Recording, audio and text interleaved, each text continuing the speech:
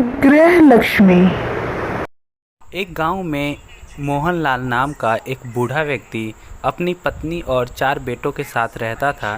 मोहनलाल और उसके चारों बेटे जंगल से लकड़ियां काटकर अपने मालिक को देकर बदले में अनाज लेते थे।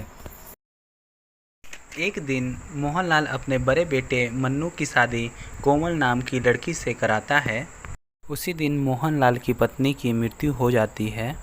इसी कारण सभी लोग मन्नू की पत्नी को अशुभ मानने लग गए और उसे अपने मायके से ससुराल नहीं लाया गया। मोहनलाल की घर की हालत अब बिगड़ने लग गई और उसके चारों बेटे अलग अलग चूल्हे में चना भूनकर रोज खाने लग गए। घर की बिगड़ती हालत को देखकर उनकी पड़ोसन रूबी ने मोहनलाल से कहा कि वो अपनी बहू कोमल को वापस ले आए। अगले दिन मन्नू अपने पत्नी को लेकर आ जाता है। कोमल घर की हालत देखकर सबसे पहले झाड़ू से घर की साफ सफाई करती है। फिर कोमल अपने ससुर, पति और देवरों से अलग अलग अनाज लाने को बोलती है, जैसे कि चावल और चना। और जब वे लोग काम के लिए निकल जाते हैं तब वह अपने पति का चूल्हा छोड़कर सबका चूल्हा तोड़ देती है। जब वे लोग काम से आते हैं तब कोमल के देवर मन ही मन गुस्सा होते हैं।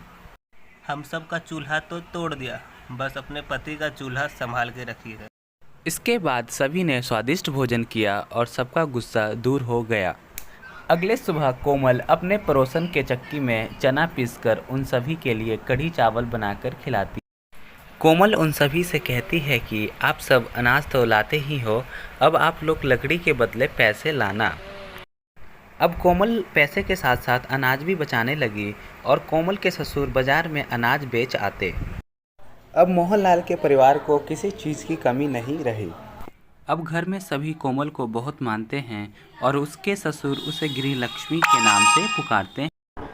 दोस्तों, अगर आपको ये कहानी अच्छी लगे तो लाइक, शेयर और सब्सक्राइब करें।